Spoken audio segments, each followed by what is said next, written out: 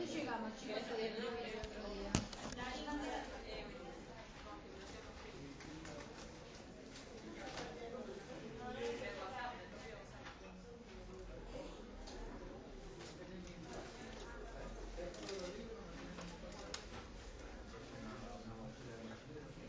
Bueno, ¿tu apellido cuál es? ¿Me dieron el presente? López. No, no me dieron. ¿Por qué no me dieron? No me dieron. No te quieren, López.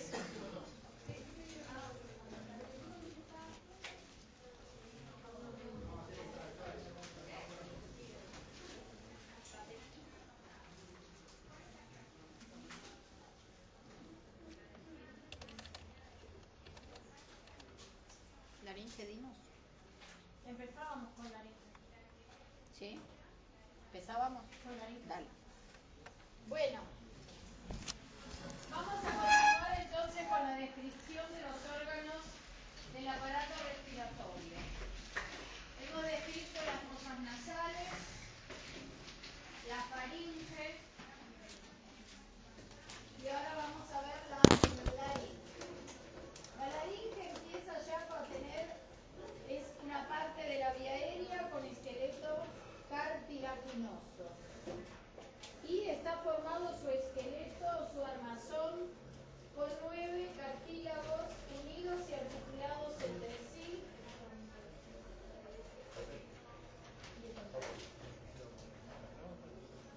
Yo no quería antes, pero ahora que te viste, no puedes estar sin el ¿eh? Estamos iguales, no puedes estar sin el no bebí, ¿eh? Es tu primera vez, no sé yo, es la primera vez de nadie. Entonces, la laringe entonces decía tiene esqueleto cartilaginoso, un armazón formado por 9 cartílagos que están unidos y articulados entre sí y tiene músculos que van a permitir que esos cartílagos tengan una determinada movilidad y que es importante para una de las funciones de la laringe que va a ser la fonación, ¿sí? Las cuerdas vocales se encuentran a nivel de la pared posterior del cartílago tiroides, de la laringe. Recuerden que en el dibujito que tienen después en la ejercitación está la glándula tiroides, desde luego porque la glándula tiroides, recuerden que estaba en el cuello y por delante de la laringe y la tráquea. Pero desde luego ya hemos estudiado que es una glándula del sistema endocrino que nada tiene que ver con el aparato respiratorio. Hay 3 cartílagos que los podemos ver en la vista anterior.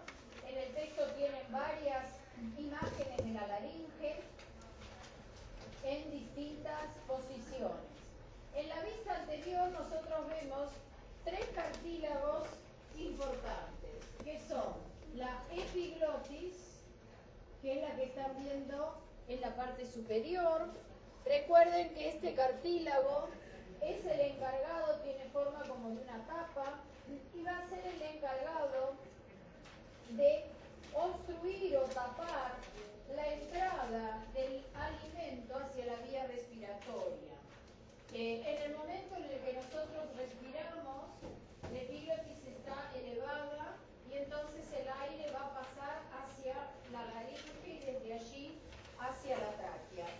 Sin embargo, en el momento de la deglución, este cartílago tapa la entrada hacia la laringe, impidiendo que el alimento pase hacia la vía respiratoria, que es lo que llamamos la broncoaspiración, ¿no? Que pasa contenido de la vía digestiva hacia la vía aérea. O sea que este cartílago tiene esa importante función. Por debajo, está por detrás de un hueso que se llama el hueso hioides, que ya hemos mencionado varias veces. Este hueso está unido a través de una membrana o ligamento al cartílago tiroides, que es el cartílago que enseguida aprendimos a palpar en el cuello, que dijimos que sube y baja en el momento de la deglución, y allí es en la pared posterior donde se encuentran las cuerdas vocales. Por eso si nosotros hablamos y nos tocamos el cartílago, vibra, como una expresión del movimiento de las cuerdas vocales en su interior. En sentido inferior y ya llegando hacia la tráquea, tenemos un cartílago en forma de media luna, que es el cartílago cricoides. Entonces, todos los cartílagos de la laringe están unidos entre sí y es muy importante recordar que la membrana tiroidea lo une al hueso ioides. Esta membrana ancha, que es la que le va a permitir entonces al hueso, como está en relación con los músculos de la lengua, elevarse en el momento de la deglución. Obviamente este órgano internamente está revestido por mucosa respiratoria, la misma mucosa que vimos en las fosas nasales y en la faringe, ¿sí? Que tiene una importante función de defensa por la presencia de las cilias y la secreción. Cuando nosotros observamos un corte frontal de la laringe, que ustedes tienen en el texto, les puse ese corte para que ustedes observen el interior de la laringe y que puedan visualizar qué tamaño o qué grosor diferente tiene la luz a nivel de las cuerdas vocales. Nos vamos a ubicar en la imagen siguiendo dónde están los cartílagos.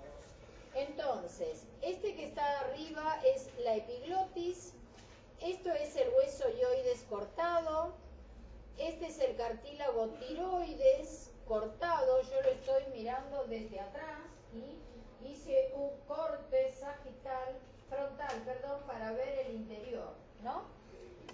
Esto que observamos aquí son dos repliegues membranosos que llamaremos cuerdas vocales falsas, porque son repliegues, pero no son las cuerdas vocales verdaderas, no tienen músculo. En cambio, en la parte inferior yo voy a tener dos repliegues un poco más amplios, con pequeños músculos que están unidos a los cartílagos, que son los que vamos a llamar cuerdas vocales verdaderas, ¿sí? Entonces, observen la luz que hay, el diámetro que tiene la laringe por encima y por debajo de las cuerdas vocales. ¿Y cuál es la luz o diámetro que tiene donde se encuentra el cartílago tiroides y las cuerdas vocales? Obviamente esa luz es mucho más delgada, ¿cierto? Entonces, esta zona de la luz estrecha que tiene la laringe es lo que denominamos la glotis. Tengamos presente que la glotis no es un órgano aparte ni ninguna cosa extraña. Es esta zona de la laringe donde se encuentran las cuerdas vocales y la luz y el paso del aire se ve sumamente restringido, porque desde luego la cantidad de espacio que hay en la región supraglótica, por encima de la glotis y por debajo, es mucho mayor. ¿Qué importancia toma que acá yo tengo una zona tan estrecha? Que cualquier cosa que haga que esas cuerdas vocales se edematicen, ¿sí? ¿Se acuerdan que cuando había inflamación aparecía el qué? ¿Aparecía qué? ¿Cuáles eran los signos cuando algo está inflamado? Hinchazón. Hay hinchazón, dolor, calor y rubor, ¿cierto? Entonces, ¿qué pasará si hay hinchazón o tumor, que así era como lo llamábamos estrictamente, en las cuerdas vocales? ¿Qué pasará? Se cierra el espacio y no Claro, se cierra ese pueden espacio. vibrar. Fíjense qué estrecho es ese espacio. Por un lado, la mala vibración de las cuerdas vocales generará disfonía, pero cuando el edema sea importante, se estrecha tanto la luz que se produce una asfixia, porque no puede pasar el aire, ¿comprenden eso? Bien, ese fenómeno, que es lo que denominamos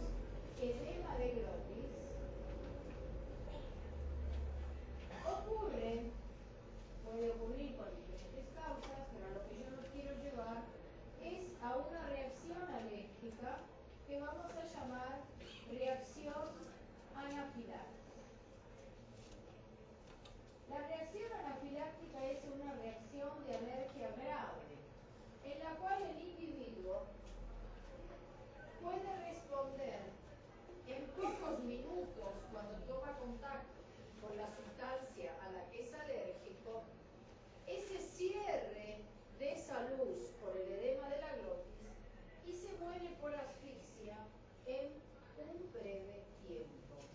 ¿Cuánto es ese breve tiempo? Cuestión de minutos. Tiempo que pueda permanecer sin aire. Sí, no, igual encerrarse del todo, o sea, primero empieza a obstruirse, a veces no se cierra del todo. ¿Por qué lo traigo esto? Lo traigo porque, primero, que reacción alérgica podemos tener desde luego cualquiera, pero estas reacciones pueden producirse con la administración de medicamentos. Entonces, es muy importante que en esa historia previa que ustedes van a hacer al administrar el medicamento, ese que lo saludo al paciente, hablo con él y le pregunto, ya verán naturalmente, siempre voy a preguntar si es alérgico a lo que yo llevo preparado para administrar. ¿Sí? Sobre todo cuando la administración vaya a ser por viento venoso. ¿Por qué? Porque la viento venoso es una vía rápida. Entonces, en pocos minutos, el paciente puede empezar a ponerse pálido, sudoroso, al decirles que les falta el aire, a bajarle la presión, y pueden estar en presencia de una reacción anafiláctica. El hecho de preguntar previamente, desde luego, impide que esto suceda cuando el paciente sabe que es alérgico. Porque capaz que no sabe que es alérgico, o alguna vez tuvo una reacción, pero no sabe qué se la produjo, ¿entienden? Entonces, igual es importante preguntar. Desde luego que pueden decirme que el médico debiera haber preguntado antes de hacer la indicación, todo bien. Pero ustedes van a administrar el medicamento y lo que yo voy a pensar es no hacer daño al paciente. La responsabilidad legal del problema lo vemos después, pero en el momento yo lo que quiero es no dañar al paciente. ¿Es así? Si después descubro que era alérgico, está contraindicado que le den el medicamento, o sea que no se lo van a dar y después ahí el médico, depende de la confianza de la persona, le dan lo que quiera. Pero, ¿entienden? Acá lo importante es la vida del paciente, no la relación con el médico. Perfecto. ¿Se entendió esto? La glotis entonces no es un órgano distinto, es solo una zona donde están las cuerdas vocales, en la laringe, donde la luz se hace muy delgada y entonces puede cerrarse y obstruirme el paso del aire. ¿Está bien? Funciones de la laringe. Conduce el aire. Recuerden que son vías aéreas, conducción del aire, desde luego hacia la tráquea, ya nos vamos acercando a los pulmones. Tiene la función de fonación e impide el paso del alimento hacia la vía respiratoria. Funciones entonces importantes de la laringe. Conduce el aire. Fonación, hablar. E impide el paso del alimento a las vías respiratorias, a la tráquea, los bronquios y los pulmones, ¿no? Evita la aspiración de contenido alimenticio, como lo quieran poner. Bueno, vamos a ver un poquito, como no vamos a hablar mucho de fonación, porque es un tema muy complejo y que además no tiene mucho sentido. Vamos a ver un poquito cómo trabajan las cuerdas vocales. Producido por su cartílago tiroides. La laringe está formada por una serie de cartílagos, articulaciones y músculos. El cartílago cricoides unido a la tráquea. Baja un poquito, cabra. Los cartílagos aritenoides unidos a cricoides. El cartílago tiroides unido al cricoides.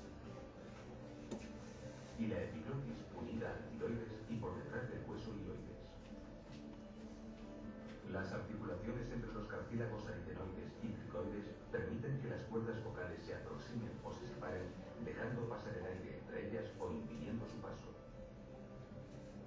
De forma similar, las articulaciones entre el tiroides y el cricoides permiten que las cuerdas vocales se alarguen o acorten, aumentando o disminuyendo su tensión. Los 9 músculos de la laringe son los que al mover los cartílagos en las articulaciones realizan las acciones de aproximación y separación de las cuerdas vocales. De todos ellos, solo un músculo es el responsable de la separación de las cuerdas vocales, por lo que es el único que podríamos considerar como respiratorio al permitir el paso de aire a los pulmones. Eso blanquito que está ahí es el epiglotis. Por eso cuando cae... Los 8 músculos restantes se encargan de aproximar las cuerdas vocales en muy variadas formas.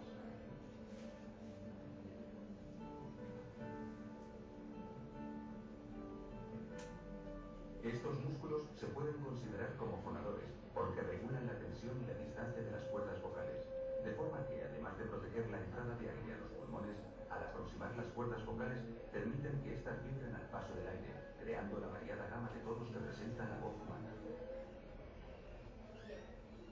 Hacia abajo estaba la tráquea, ¿sí? Se notaban los anillitos ahí, ¿vieron? Bien.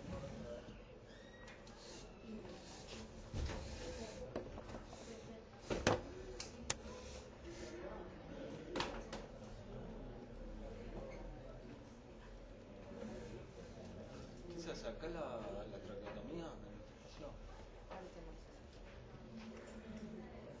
Justo entre el cricoides y el primer anillo traqueal. Este pequeño ¿Dónde está? rombo. Eso se llama la horquilla del esternón. ¿Te acordás que el esternón Sí. tiene la cabecita y Claro. tiene como una curvita? Se separa la piel y después hay que romper la capa que cubre. Claro, este es el cricoides y acá en esta membrana, entre la unión del cricoides y el primer anillo, ahí es donde se hace la incisión. O sea, que El tiroides está arriba, más hacia abajo. Después viene el cricoides y después viene la tráquea. Bueno, vamos a pasar entonces a la tráquea y los bronquios. En esa imagen nosotros tenemos a la tráquea, obviamente como continuación de la laringe. La tráquea también tiene un armazón o esqueleto cartilaginoso. Esos cartílagos tienen una forma más simple porque tienen forma de anillos incompletos. En la parte posterior presenta un músculo de tipo liso, que es la que va a estar en contacto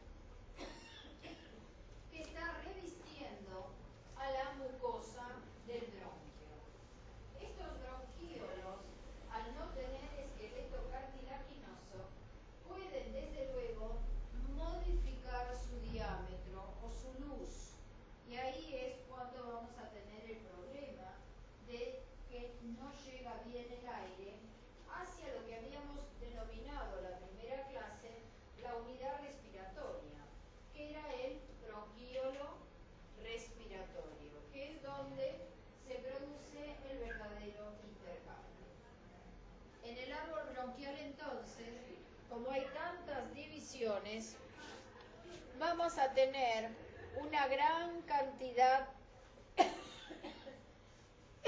de bronquios en el interior de los pulmones.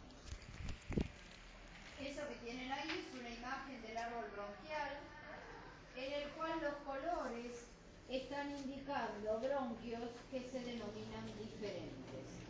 Antes de hablar de qué tipo de bronquios hay y hablar del árbol bronquial, para facilitar la comprensión, vamos primero a describir los pulmones, porque así va a tener lógica el nombre que tienen los diferentes bronquios. Recuerden que los bronquios van a estar dentro del parénquima pulmonar. O sea, lo que yo voy a hacer ahora es describir a los pulmones en su parte externa, como son por fuera. Los bronquios entonces están dentro del Mira, pulmón. mira la imagen. Sí, sí, sí. Están dentro. Claro. ¿Eh? Están dentro.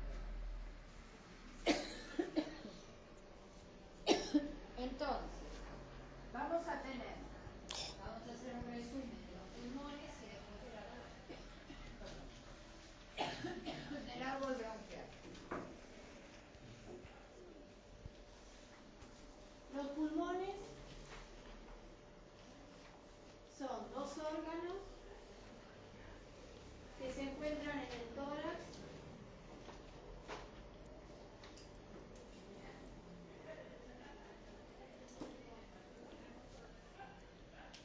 Recuerden que los pulmones forman el límite interno del mediastino, ¿cierto? Entonces, si este es el pulmón derecho y este es el pulmón izquierdo, esta desde luego sería la tráquea, este es el bronquio primario de cada lado, desde luego esto era el mediastino, ahí estaba el corazón. Y aquí está el músculo diafragma, que es el principal músculo de la respiración. Como vemos en la imagen, el pulmón derecho tiene dos cisuras y el pulmón izquierdo solo una. ¿Qué es una cisura? Cisura o hendidura es lo mismo. Es un pliegue del parénquima. Como algo hundido, una hendidura, que lo que va a hacer es separar en partes el órgano. Cada una, claro, ya habíamos utilizado la palabra hendidura, por eso lo puse como sinónimo, ¿no? Porque la mucosa, la corteza cerebral no era lisa, sino que tenía hendiduras. Ya habíamos visto el concepto. Entonces, cada una de las partes que tiene un pulmón, que está separada por las cisuras, se denominan lóbulos. Entonces, según la ubicación, vamos a hablar del lóbulo superior, para el que está arriba, no tiene ninguna ciencia, lóbulo medio, el que está en el medio, y lóbulo inferior, el que está abajo. ¿No? Por suerte no hicieron mucho lío. Y acá, como tengo una sola división o separación, a este lo llamo lóbulo superior y a este lo llamo lóbulo inferior. Como tiene forma de pirámide triangular, esta parte de arriba la llamo vértice y esta de aquí abajo la llamo base. La base apoya sobre el diafragma y el vértice es lo que vamos a denominar también la cúpula pleural, ¿sí? Que sobrepasa a un través de dedo la parte media de la clavícula, ¿cierto? Para hacer un poquito de proyección constante. ¿Estamos? En el interior, desde luego, el árbol bronquial se va a ir dividiendo, por eso decía que es mejor poder ver primero cómo es externamente los pulmones, desde luego, para poder entender el árbol bronquial. Estos pulmones, estos órganos, van a estar revestidos o protegidos por una membrana serosa. Así como el corazón tenía, y ahora que digo corazón, acá ven que hice como una entradita, ¿no? Una escotadura hice, ¿no?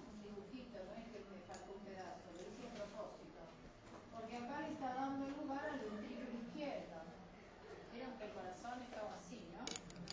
Entonces, a esto lo llamo escotadura cardíaca.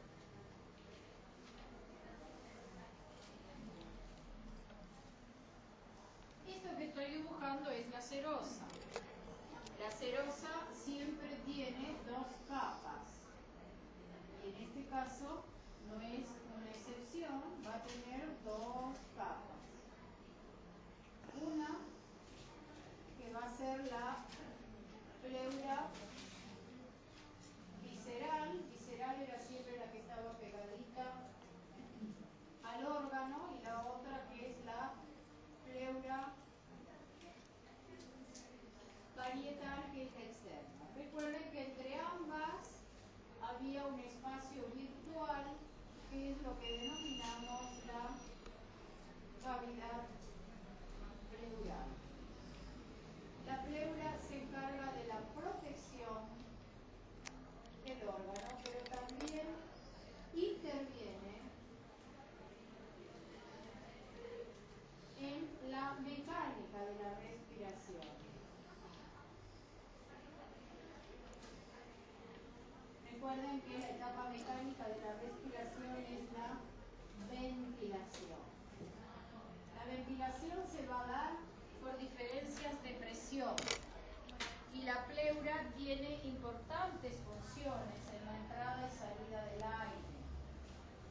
Fíjense que yo tengo una membrana que está bien pegadita al pulmón, y la pleura parietal está en relación con las costillas y los músculos costales.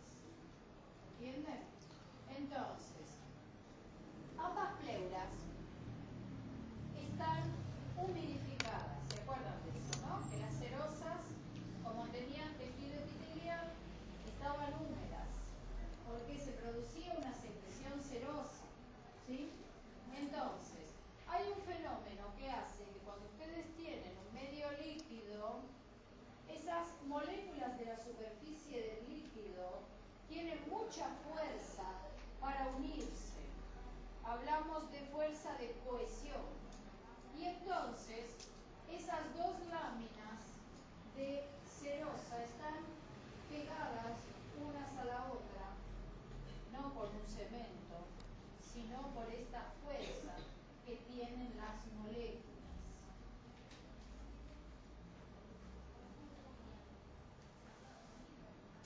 Todos copian, y lo más importante, no prestan atención. El dibujo lo tienen, pero nunca puede hacer que se den cuenta y jerarquicen tanto. Entonces, vuelvo otra vez a la pleura. ¿Entienden cómo? Si no entienden cómo funciona la fisiología, la semana que viene no la puedo explicar. La pleura parietal está por fuera y está en relación y unida, y acompaña los movimientos de la caja torácica, es decir, de mis costillas y mis músculos respiratorios. ¿Entienden? La otra hoja está pegada al órgano. Ahora, ¿qué relación hay entre una y la otra? Protegen. Están unidas. Eso es lo que quiero que entiendan. El fenómeno de tensión superficial. Están unidas. ¿Por qué se unen? No porque tengan un pegamento. Además, esa unión no es para toda la vida. Si alguien los separa, los puede dividir. Por eso quiero que presten atención. Cuando yo tengo un medio líquido, las moléculas superficiales de un líquido, ¿sí?, tienen mucha fuerza para estar unidas unas con otras. De modo que si yo tengo dos medios líquidos, esos dos se van a mantener unidos. Por ejemplo, cuando yo tengo humedad en un vidrio y acerco un papel, el papel se adhiere al vidrio, sin que le ponga plástico blanco. ¿Es así o no? Si está seco, ¿se pega? No. O sea que algo pasa, que cuando hay humedad, las cosas tienden a mantenerse pegaditas. ¿Se entiende? Entonces, las dos pleuras están pegaditas. Y si la pleura de afuera está pegada a una caja que se expande, eso ayuda a la expansión del pulmón. ¿Sí? Una vez que se expandió, como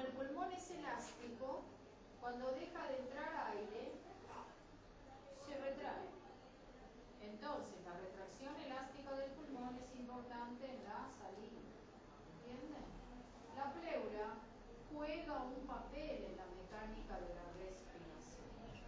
Por otro lado, esto es una pleura sana, ¿sí? Que apenas tiene humedad entre las dos hojas y funciona como acabo de explicar.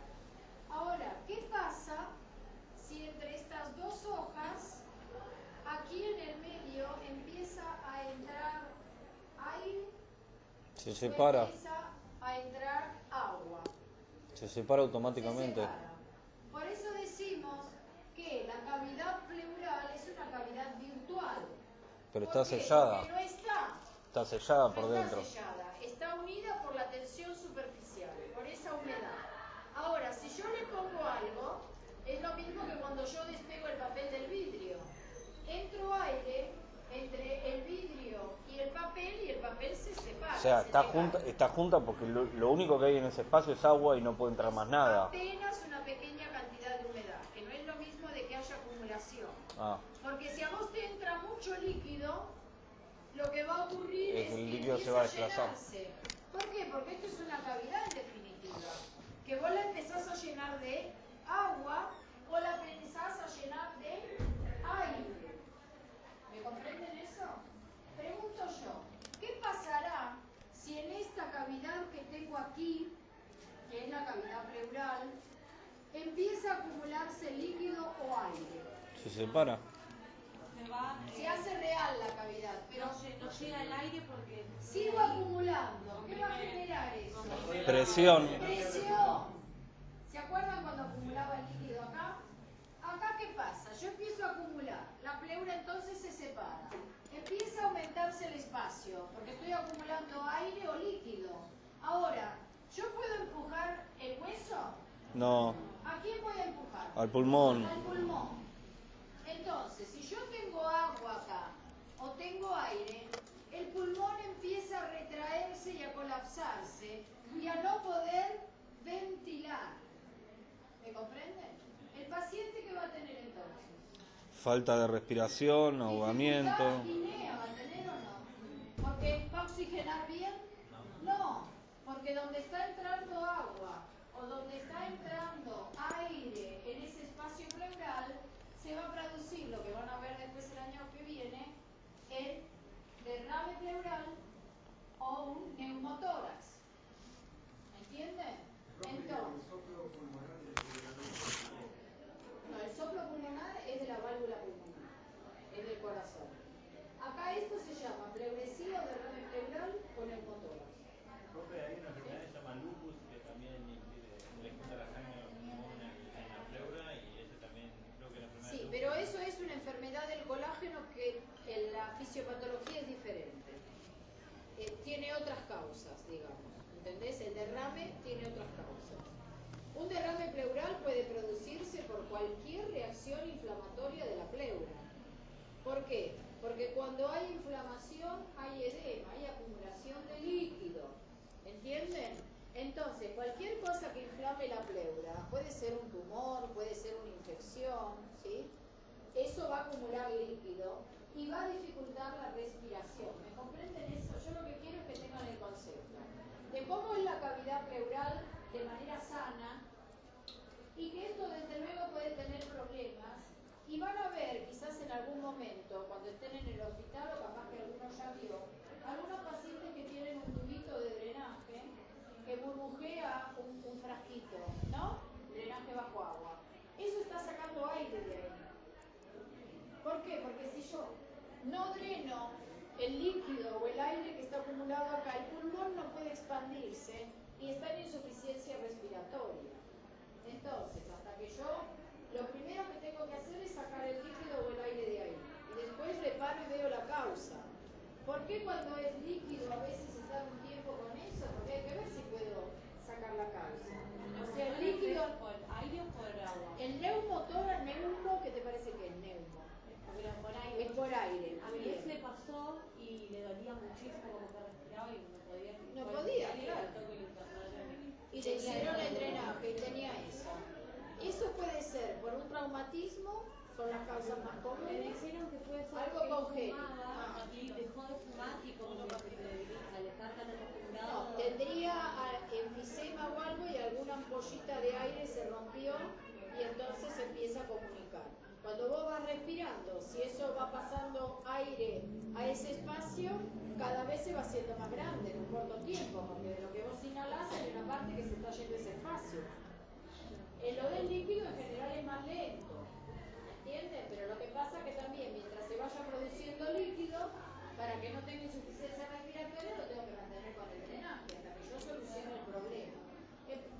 No quiero dar tratamiento o patología, lo que digo es para que ustedes entiendan, para que el cuatrimestre que viene puedan comprender cuándo funciona mal. ¿Se entiende? ¿Está bien? Entonces, ya vamos a ver qué presión tiene normalmente la cavidad pleural, ese espacio virtual. Recuerden que es virtual, pero puede hacerse real cuando algo se mete en su interior. ¿Vamos hasta ahí? Para completar entonces, en la ejercitación tienen un dibujo de los pulmones por fuera. Primero vamos a completar este. ¿Cuál, profe? A ver. El respiratorio, ahí yo veo circulación. Izquierda, derecha, arriba o abajo está acá.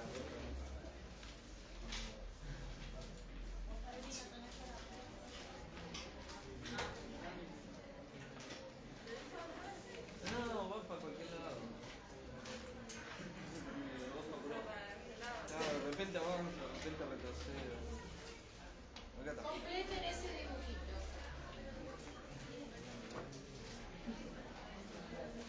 No se copien, piensen.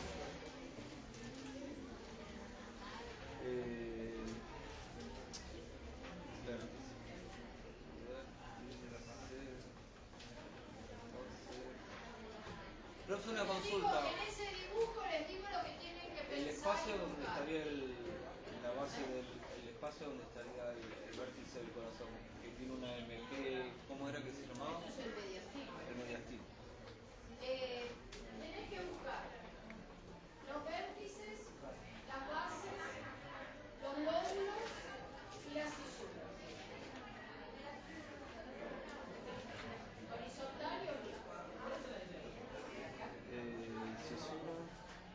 Las fisuras son hendiduras. Y las flechas que salen de las porciones son los lóbulos, ¿no? Piensen, por favor.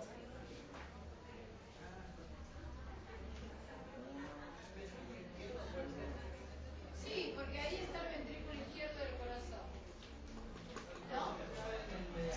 Y si no sabe eso, William, estoy en el horno. Profe, ¿No estaba el corazón en el mediastino? Todo esto era el mediastino. Esternón, columna, pulmones y diafragma. Obviamente esto es plano, o sea que el esternón y la columna no te la puedo dibujar. profe, no se ve muy bien, una consulta. Porque obviamente las cisuras acá están diferentes de cómo las dibujo. Sí, yo las dibujé con Está bien, este sería el medio y este sería el medio. 1, 2, 3.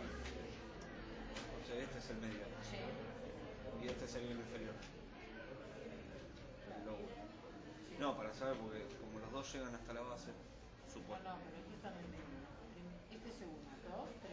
Pero este también llega hasta el medio. O sea, podríamos tomando que este también. Ese es Bueno, tiene pequeña trampa.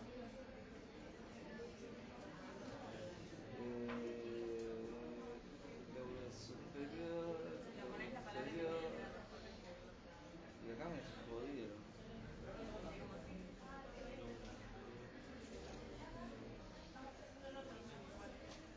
Opa, este complicado.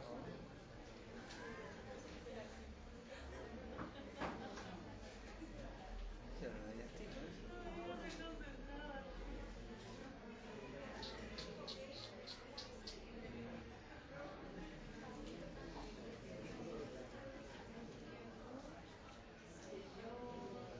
Bueno, falta una, loco.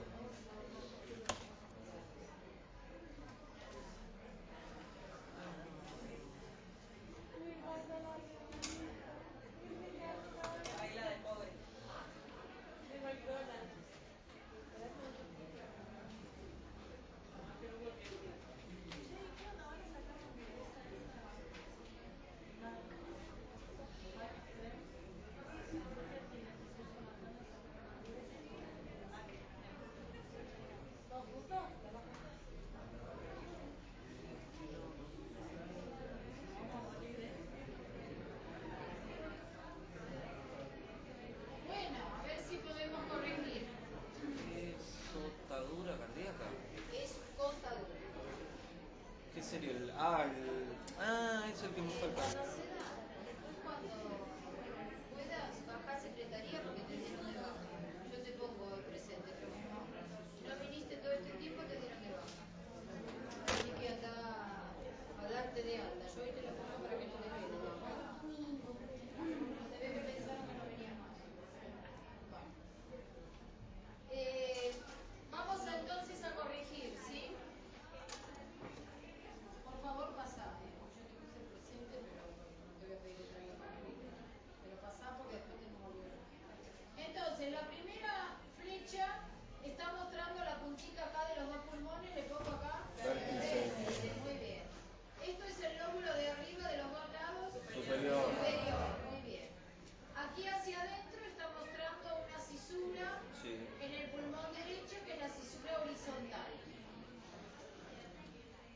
La siguiente flecha es el lóbulo medio.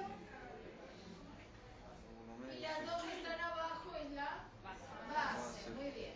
En el pulmón derecho me queda marcar la cisura oblicua y el lóbulo inferior. Muy bien. En la parte del mediastino, digamos, si fuera mediastino, acá está marcando la escotadura cardíaca, ¿no? La bombita que le deja al corazón. Y después tengo otra vez la cisura oblicua y el lóbulo inferior. ¿De acuerdo? Eso es como yo lo veo por fuera. Muy bien. Dijimos que adentro los pulmones tenían a los bronquios y que esos bronquios iban a cambiar de forma, de diámetro, iban a tomar distintos nombres. Como el pulmón derecho tiene 3 lóbulos y el pulmón izquierdo tiene solo 2, los bronquios se van a dividir a la derecha y a la izquierda diferente. Lo cual va a hacer que tanto a la derecha como a la izquierda tengo un único bronquio, el bronquio primario o pulmonar, que ventila a todo el pulmón. El aire viene por la tráquea y todo el aire que entra va a ir una parte a un pulmón y otra parte a otro. Pero después se sigue abriendo el árbol y la primera división, o sea, las ramas de los primarios, se llaman bronquios secundarios. Secundarios o lobulares. ¿Por qué se llaman lobulares? Porque voy a tener un bronquio a la derecha para el lóbulo superior, medio e inferior. En cambio, a la izquierda voy a tener un bronquio del lóbulo superior y del lóbulo inferior, porque tengo tan solo 2. A medida que sigo avanzando y me voy alejando del bronquio primario, aparecen de uno y otro lado los bronquios terciarios o segmentarios. O sea que el lóbulo se va a dividir en pequeños segmentos, ¿sí? Que es una división más pequeña. A medida que sigo avanzando, van a aparecer esa estructura que habíamos dicho que era el bronquiolo. Los más finitos de los bronquiolos es el bronquiolo o bronquiolo respiratorio, que ya hemos dibujado. ¿Qué diferencia hay con uno y otro? Todos estos tienen cartílago. A medida que desciendo tienen menos diámetro, pero son más, ¿no? Son muchos, delgaditos a medida que me alejo. ¿Es así o no? Cuando llego acá, lo único que yo voy a tener, y acá cuando hablo de bronquíolo, voy a tener una mucosa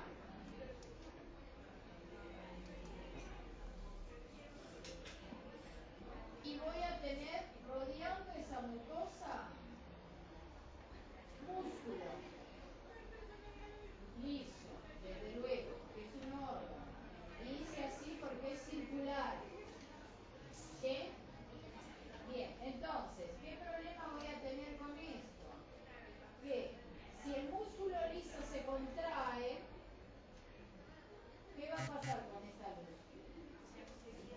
achica. ¿Entienden? Entonces, cuando yo hablaba del bronquiolo respiratorio, dije del bronquiolo respiratorio salían los conductos alveolares, los sacos alveolares y los alvéolos. Si este bronquiolo tiene acá músculo y el músculo se contrae, ¿va a entrar aire acá? ¿O va a entrar menos? ¿Qué importancia tiene que acá yo tenga suficiente cantidad de aire? Que es el lugar del intercambio con la sangre, ¿es así o no? Acuérdense que está en la unidad de respiración. Entonces, si yo cierro esto, no importa, las fosas nasales están geniales, la laringe y la tráquea, los bronquios grandes, todo permeable. Pero a mí se me cierra esto, se me achica, entra poco aire, por lo tanto hay poca oxigenación de la sangre. Y el paciente va a estar igual con disnea y insuficiencia respiratoria. Eso es lo que le está sucediendo a la paciente que tiene asma bronquial. ¿Sí? Se contraen los músculos de los bronquios pequeños, de los bronquiolos. ¿Y el asma normal que se cierran los bronquios? Claro, eso es el asma. En el asma hay broncoespasmo. Espasmo, contracción de los músculos lisos del bronquio. De estos no, son cartilaginosos, de estos pequeñitos. ¿Sí? Entonces, ¿cuál es la importancia? Que entra poco aire y la sangre se oxigena poco. Obviamente que la obstrucción esa restrictiva, porque yo lo que estoy haciendo es apretar, ¿no? El bronquio, no es que algo lo tapó acá. No está obstruido el bronquio, ¿no? Está apretado, no importa, de todas maneras el aire no entra. ¿Sí? Cuando no entra el aire, el paciente se oxigena mal y desde luego es una emergencia que requiere de que el bronquio vuelva a su diámetro normal. ¿Sí? De manera habitual, nosotros tenemos en esos bronquiolos chiquititos un determinado tamaño o diámetro. Siempre encontrar la palabra me parece que entonces, el tamaño, ¿quién va a regularlo? ¿La mucosa? ¿Quién actúa sobre el músculo liso? ¿Qué sistema nervioso? ¿Qué parte?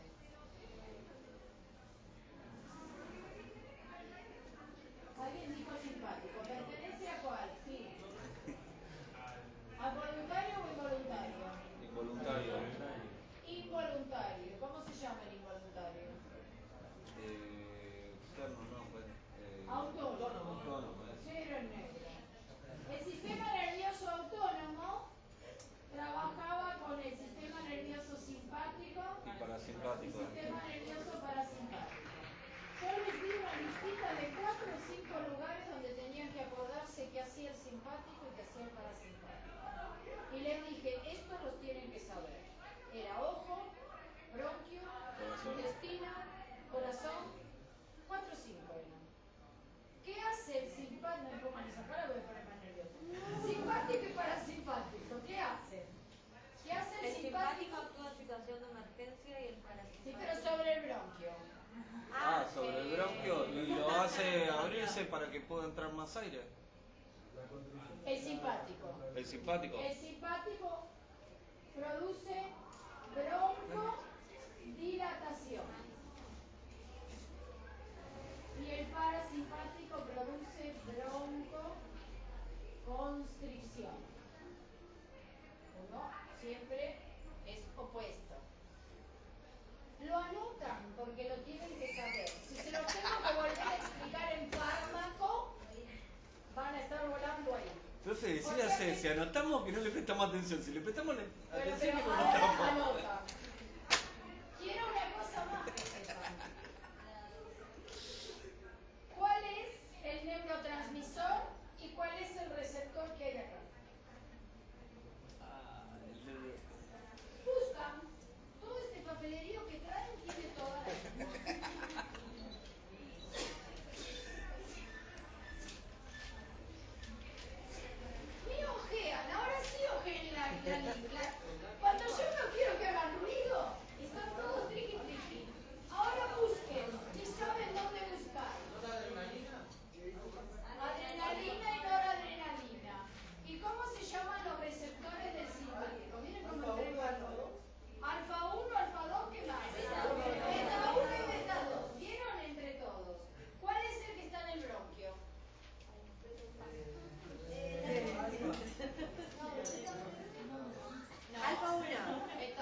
quiere, profe? ¿Quiere que le respondamos y que confiemos? Decídase.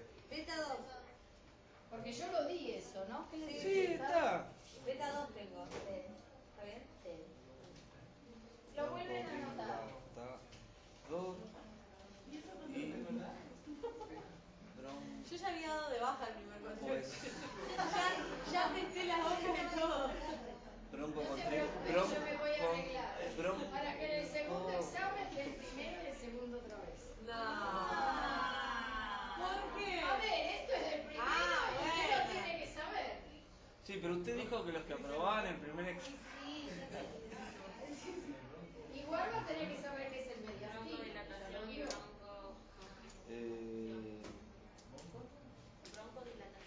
Es que no se tiene que olvidar. Constricción. No se cierren el cuaderno, porque si no... Eso era. Acá está. Músculo liso bronquial. Músculo rotográfico, pupila, miocardio, beta 2.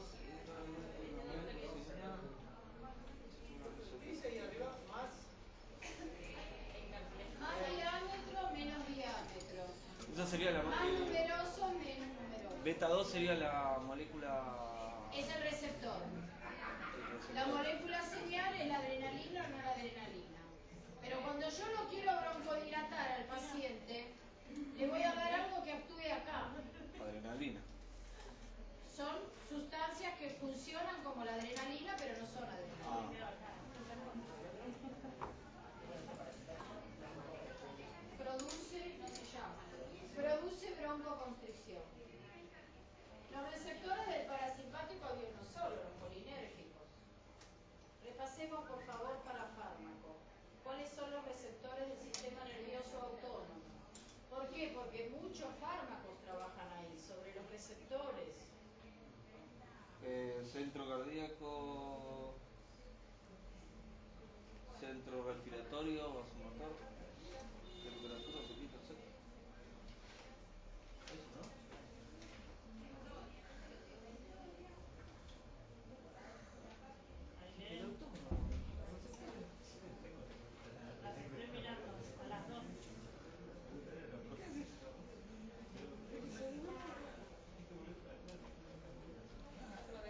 ¿Por qué no es Bueno, así? el que ya terminó de copiar va a completar este esquema.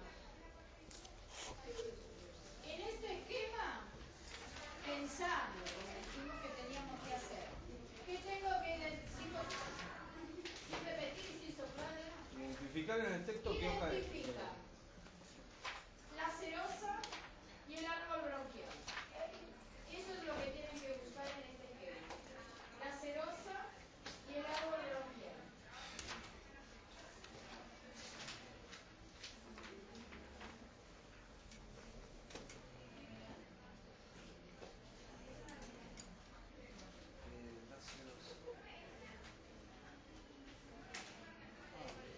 Por el otro lado.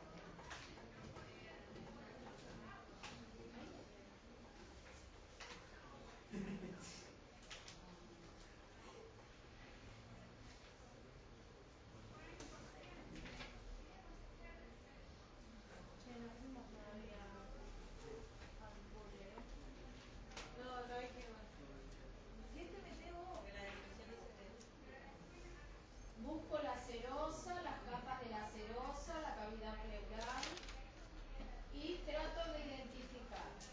Hay una flechita que sale de acá, del lugar donde la tráquea se bifurca en los bronquios. Eso se llama carina. Sí.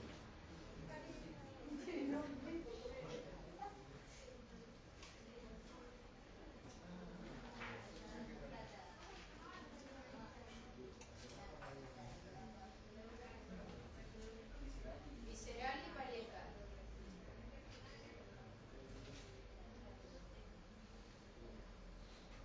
Profe, el árbol bronquial todo entero, el primero, el árbol segundo, el bronquial, tercero. claro, usted se fija, la rama que entra al pulmón le pone primario.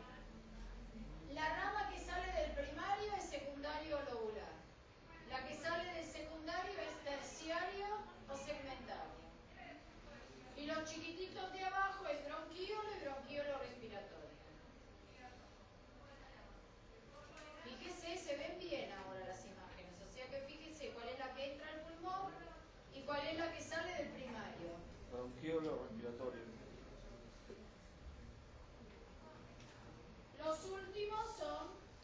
primeros. Bronquiolo y bronquiolo respiratorio, que están medio saliendo de la nada porque son microscópicos, ¿no? No los puede dibujar el autor.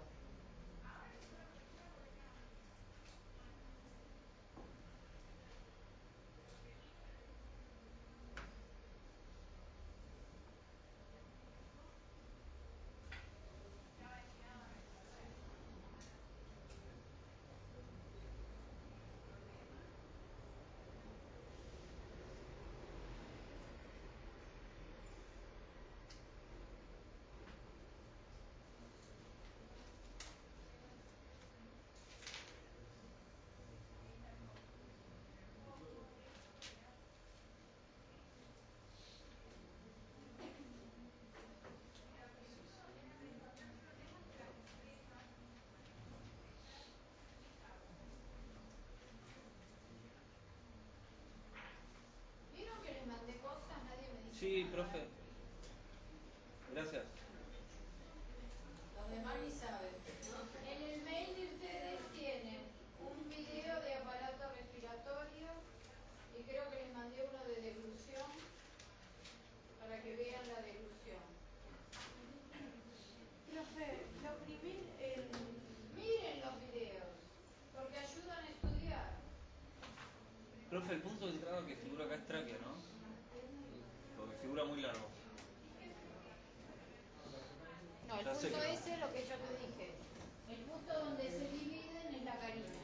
Ah, Karina. Carina se llama. Por eso lo aclaré porque no lo había dicho. Este sería el diafragma. Y los que salen de la nada sería... ¿Esto qué te parece? La nariz. Con lápiz, porque se le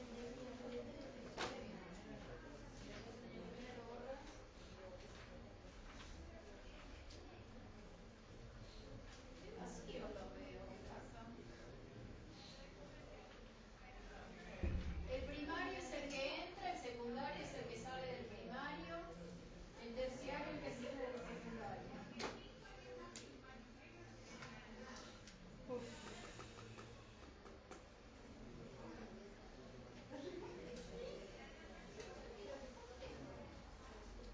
¿Qué no completan? Con lápiz completás y después lo borrás. Si está mal.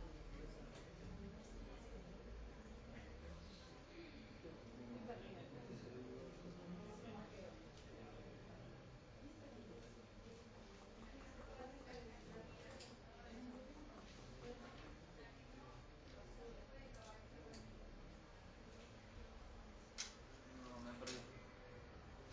Bueno, a ver, tenemos aquí. Y ahí se ve más o menos. ¿Esta quién es? Laringe. Laringe. Esta es la Anillo cartilaginoso. la tráquea. Bueno, tráquea. Pongamos los órganos. Fíjate que arriba dice complete el esquema, señale las ramas y la pleura. Acá era la carina. Sí. Bien. La siguiente flecha sale del bronquio que entra al pulmón izquierdo. ¿Qué le van a poner ahí? Primario. Primario, muy bien, o pulmonar. Después, ese tronco grande, la siguiente flecha sale de una rama de ese tronco grande. ¿Cómo la Secundario. llamo? Secundario o lobular. Secundario o lobular, está saliendo del primario. ¿Sí? Después, de otro secundario, está mostrando otra ramita más pequeña. Terciario.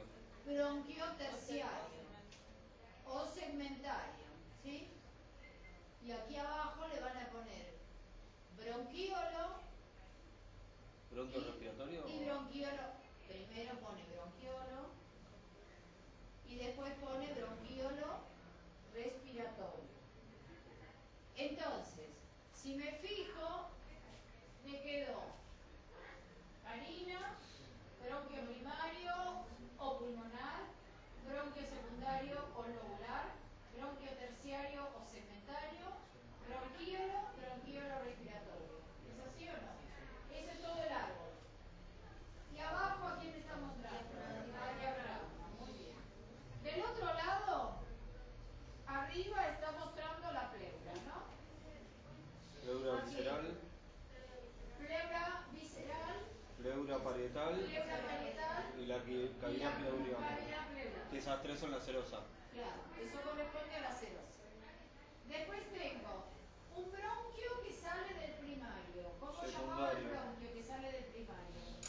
Secundario, ¿no? ¿Es así o no? Esta flecha es un bronquio que sale del primario. Entonces lo llamo secundario. El siguiente está mostrando el bronquio que entra al pulmón. O sea que es el primario. Después está mostrando un bronquio terciario, bronquiolo y bronquiolo respiratorio. No están en orden ahí, pero porque los está mostrando distinto. Es para que lo identifiquen. Bueno, con esto terminamos lo que se refiere a descripción de órganos. Para la semana que viene les quedó sin completar. Algunos completaron la laringe mientras yo hablaba. El que no creo que hayan completado es el de faringe, ¿no? Bien, entonces, el de faringe. Bueno, entonces, para la clase que viene, van a completar todos los esquemas. Depende el que completó uno, completó dos o lo que fuera. En clase fuimos completando casi todo, menos el de faringe, que es para que ustedes lean en casa. Aprovechen el video de deglución porque ahí se ve bien la faringe. Y del cuestionario.